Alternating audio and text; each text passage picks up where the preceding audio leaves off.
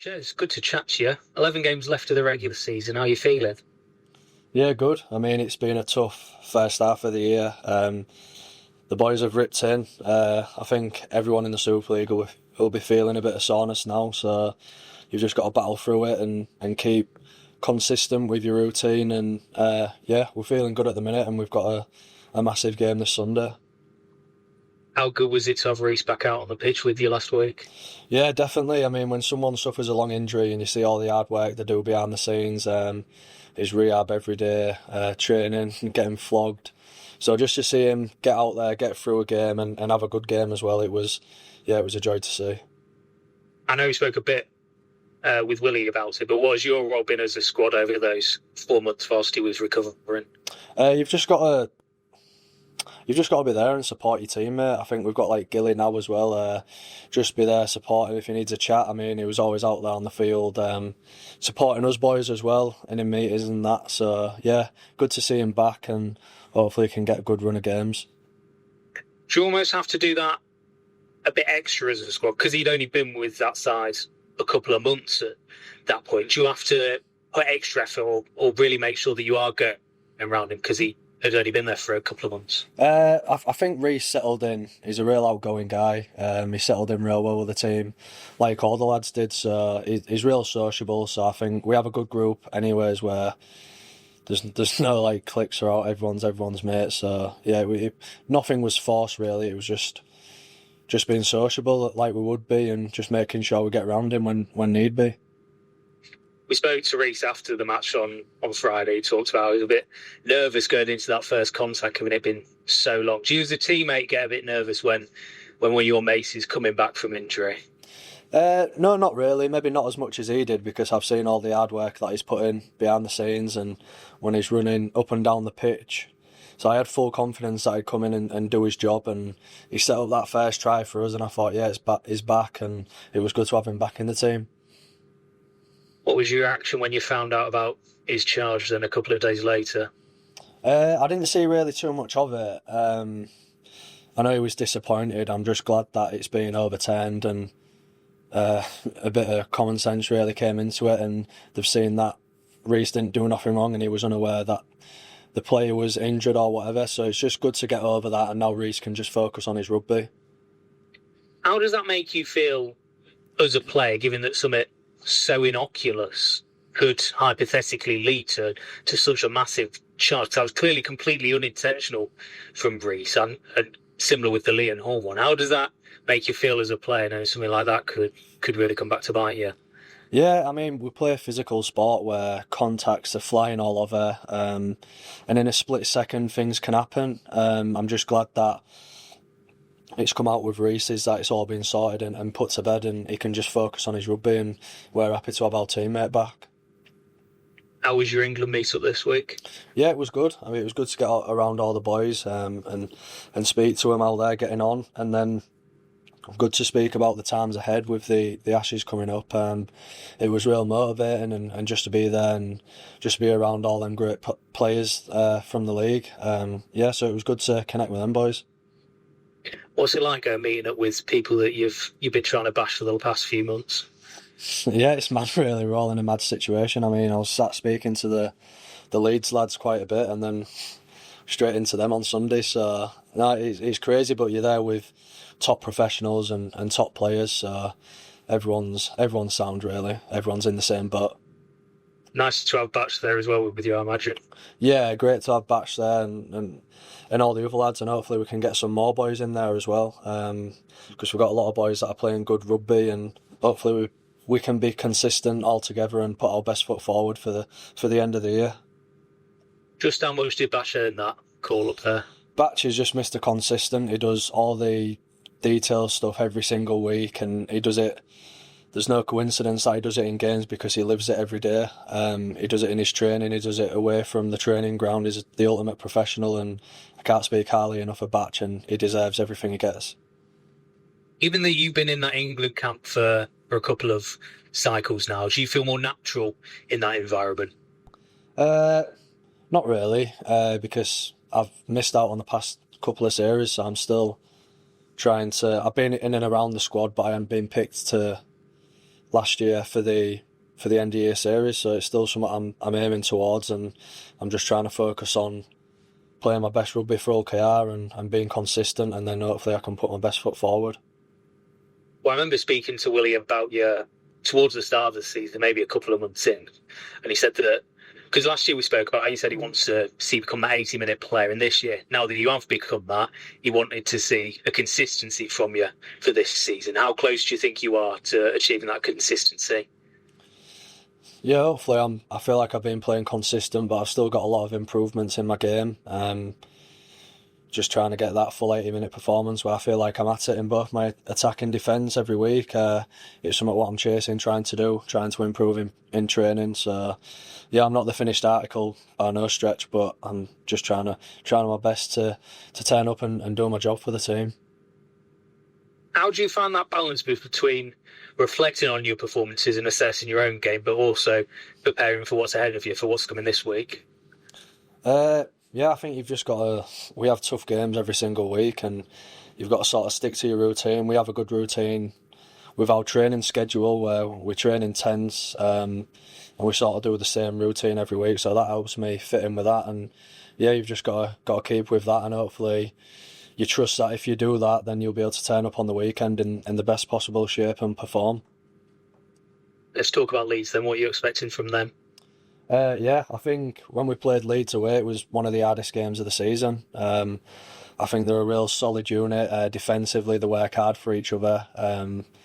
And they've got some real attacking threats as well. So it don't come no bigger than this Leeds game. I've heard it's a sellout at home, so it's going to be a great occasion. Yeah, and we're expecting a playoff type of game against the top team. So we'll be all guns blazing, and I'm sure they will as well.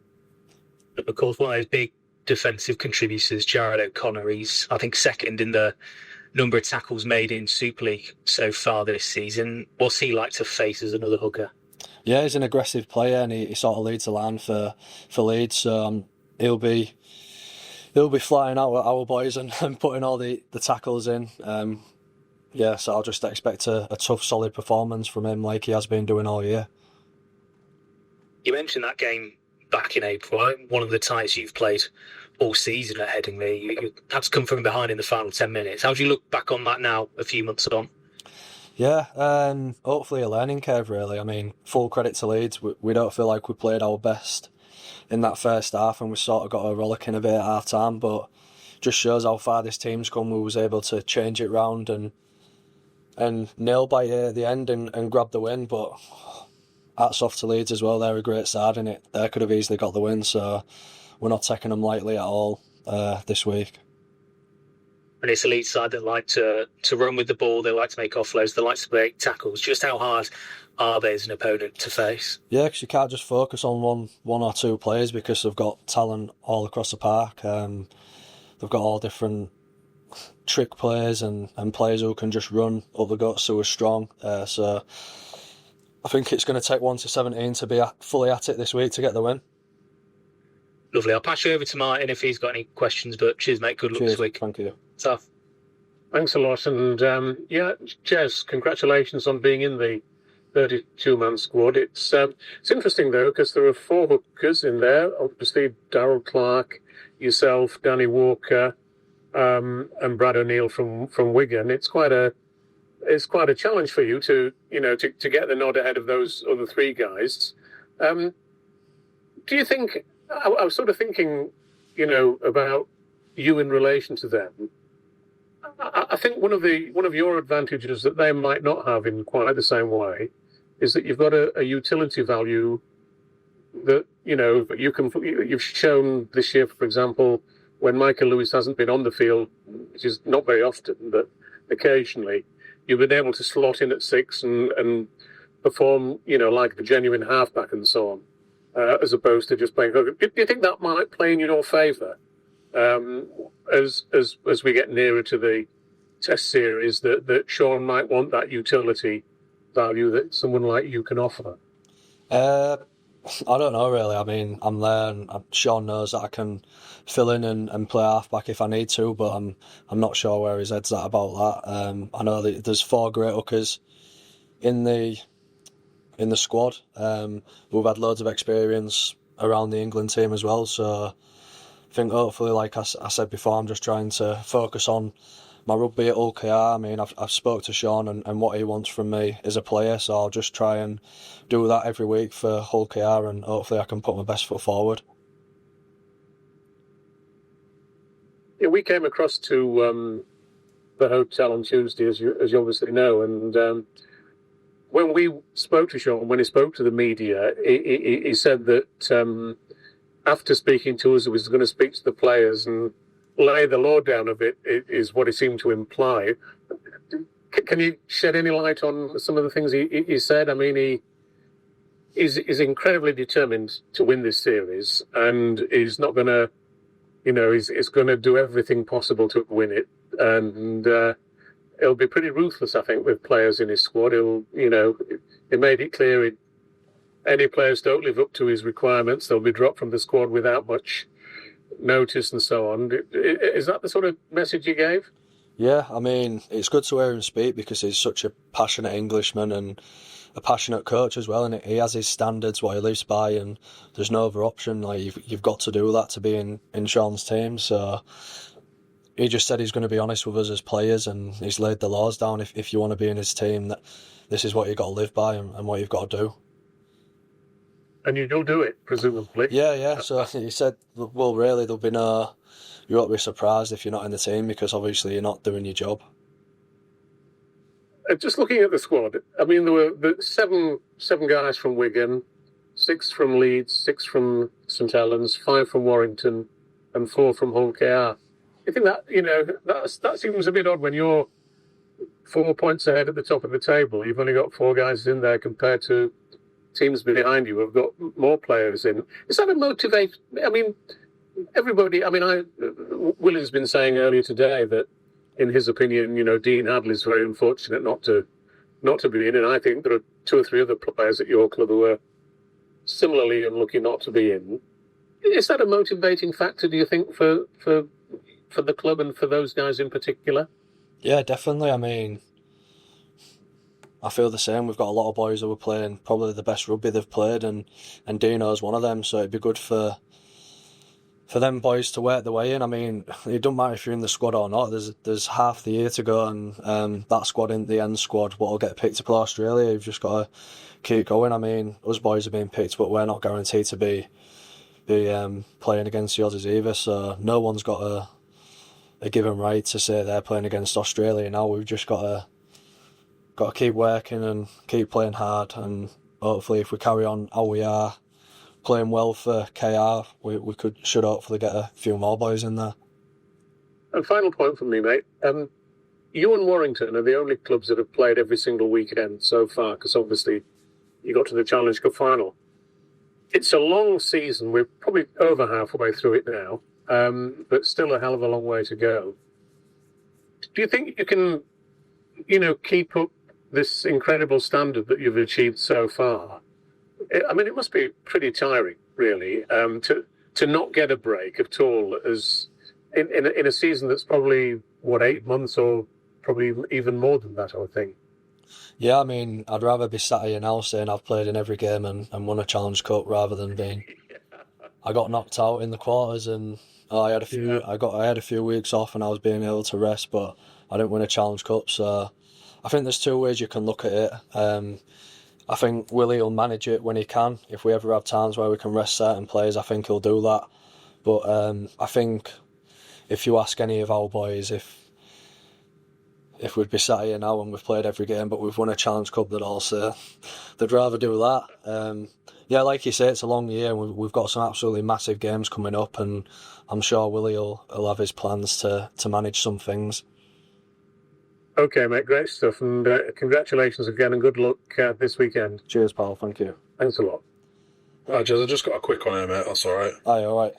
You mentioned about how Shaun's been quite direct and said what he wants from you as a player, etc. Does any of that contrast with what Willie demands of you week in, week out, or are they both kind of aligned in what they want from Jez Litten as a player? I think top coaches sort of have similar ways, and a lot of it's built around defence. To be in a top team and to be like you are, you've got to be consistent with your defence. And I mean, to play against Australia, you've got to be on the ball with your defence as well. And I know some of that Shaun's massive with, and Willie's massive with as well. So it sort of fitted in really. And yeah, he just wants me to be solid in my defence and back myself when I go. And you've got to be fit to do that, to be able to defend well and attack well. But yeah, they're sort of similar really. It was a blessing that Willie's really defence focused as well. And some of what I know I have to be on top of my game, I had to be consistent.